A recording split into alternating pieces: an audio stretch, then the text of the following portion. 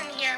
Today we are going to be conducting an experiment with a balloon to see how push and pull is a force. So I have some balloons here today, and it may look like we're going to have a party, but we are actually conducting an experiment. We are going to see what happens to balloons when we blow them up, then let them go. So air is exerting a force that is going to push down on the table. What do you think will happen when the air pushes down on the table? Make your predictions. Think about it. Okay, let's see what happens. 3, 2, 1. Oh my goodness. Well, what happened?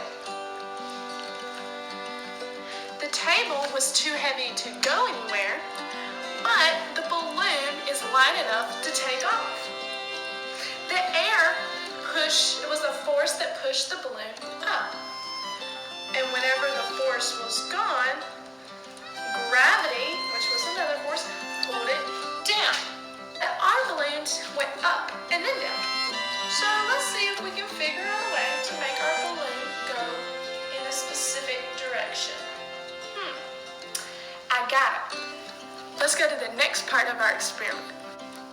What you will need for this part of the experiment is a balloon, a straw, some string, some tape, and a ruler, 2 chairs or 2 poles to tie the string across with, a pencil or a pen, and a piece of paper.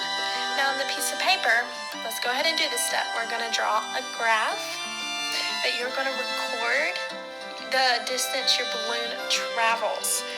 Mine looks like this. I encourage you students to make yours look like mine. Right here is the amount of blows, which is the air, which is a force that we're going to see used in our balloon. So for the first time, I'm probably just going to do like half a blow in this balloon and see what happens. For the second time, I may do 1 complete blow of air into this balloon. For the third time, I may do 2 or maybe 3. It depends on what I want to do. You can experiment on your own time and use as many blows as you would like. Now on the other side, we have the distance the balloon traveled. That's where a handy dandy ruler comes into play. We're going to measure the distance our balloon travels after we blow it up with air and let it go. Now you may be thinking this will be hard to do if the balloon's going all over the place, but I'm going to show you how we're going to make the balloon go in one specific direction. I have a really tall chair here, and I'm going to take part of my string, which I already did it, and I tied it to the end. My string is really, really long. I made sure we had a bunch of it, and I already tied it to the end of another chair. Now you want to make sure your string is super tight, and before you tie it, you want to put a bendy straw through the string. Notice how the straw does not travel or move forward until I exert a force on it. I'm pushing the straw forward, and I'm pushing it backwards. I've thought of a way we can make our straw move forward without physically pushing or pulling it. Let's use air and our balloon. I'm only going to put half of a blow inside my balloon.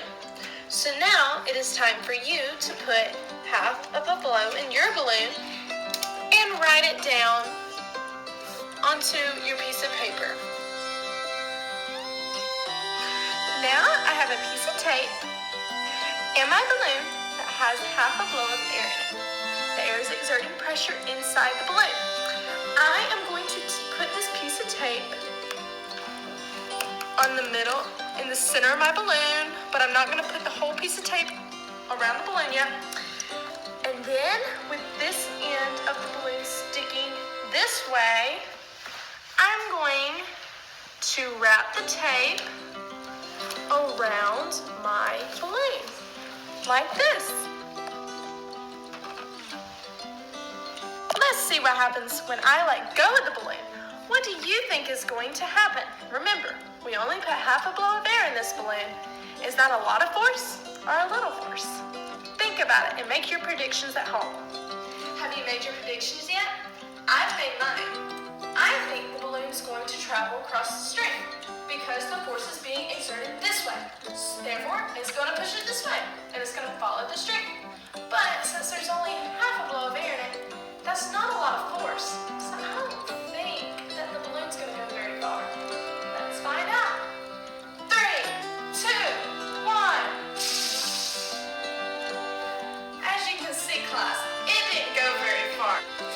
Now let's measure how far it went. It didn't go very far, but we still have to record it. I have my ruler. I have it on the inches. This is where we started. It looks like it traveled about an inch. Let's say an inch. So I'm going to write that down on my graph. Distance the balloon traveled. Number 1, 1 inch. Now let's try a second time. How many blows do you think we need to give the balloon in order for it to reach the end of our string? Well, we did a half a blow, and it didn't go very far. Let's try a complete blow, just one, and see how far our balloon travels. Now we have one complete blow blown into our balloon.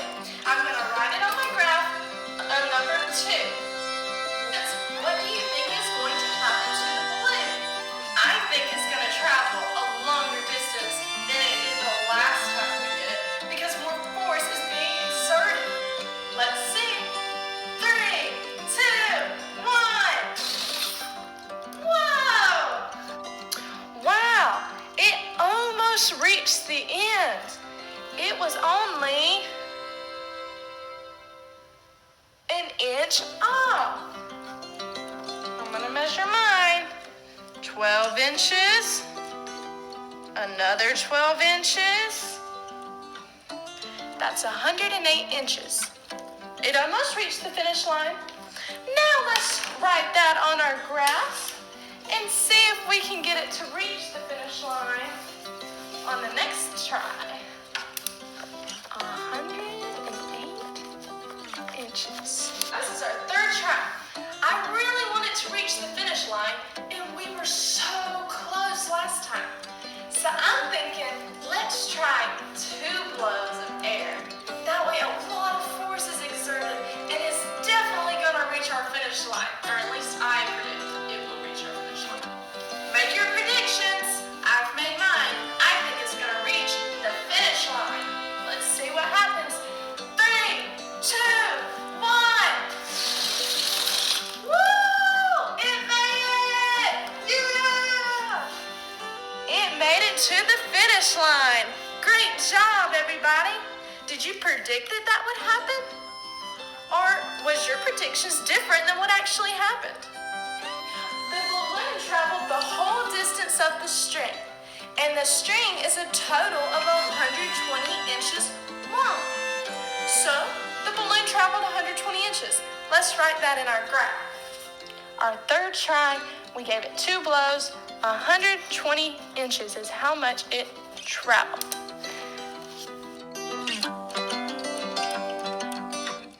Your results might have been different, depending on how long your string was. I didn't tell you how long to make your string. That's completely up to you.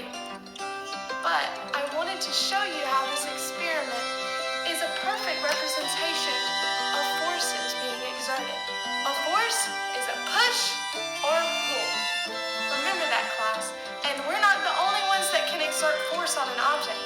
Forces are all around us. It can be air, gravity, or something else. But this experiment helps us understand this concept better, and I hope you had fun today.